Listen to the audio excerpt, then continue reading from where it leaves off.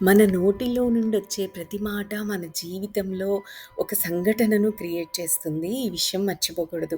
నోటిలోని మాట నుదిటి మీద రాత అంటారు.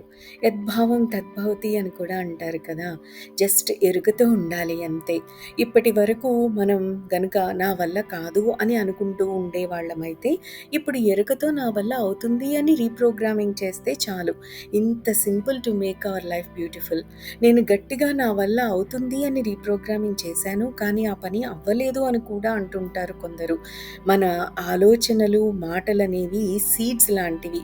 ఇప్పుడే కదా విత్తనం నాటింది. సెకండ్ డేనే ఫ్రూట్స్ వచ్చేవి కదా! కొంచెం టైం పడుతుంది.